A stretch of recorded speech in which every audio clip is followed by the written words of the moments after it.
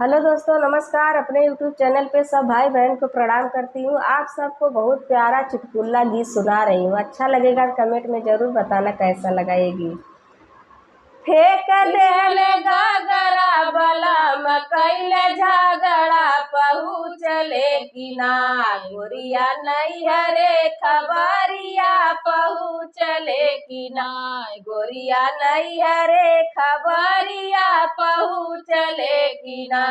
ए समान कर पिया, ए समान कर पिया, नैहर चली जाई, थानवा में जाई के रिपोर्टिया लिखाई। पीटी जातन ससुरु, पीटी जातन ससुरु, संग में ससुइया कराई दे इतना, उनके देही के मलिसिया कराई दे इतना, उनके देही के मलिसिया कराई दे इतना।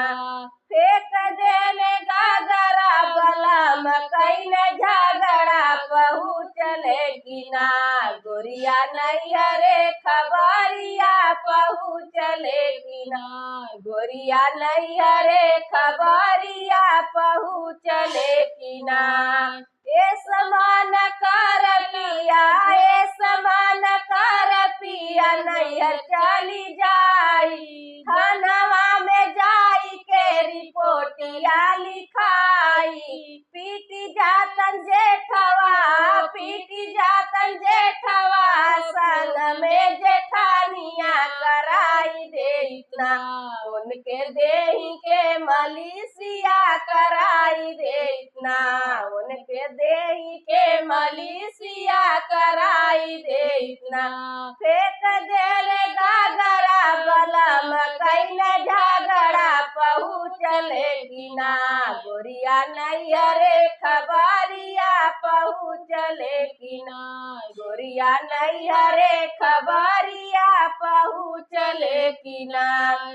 ए समान कर पिया, ए समान कर पिया, नैहर चली जाई, थानवा में जाई के रिपोर्टिया लिखाई। पीटी जातन देवरू, पीटी जातन देवरू, संग में देवरानिया कराई दे इतना, उनके देही के मलिसिया कराई दे इतना, उनके देही के मलिसिया कराई दे इतना। फेंक देले गगरा बलम कैले झगड़ा पहुँचले कि ना, गोरिया नैहरे खबरिया पहुँचले कि ना, गोरिया नैहरे खबरिया पहुँचले कि ना। अच्छा लगेगा जरूर बताना मेरा ये गीत कैसा लगा।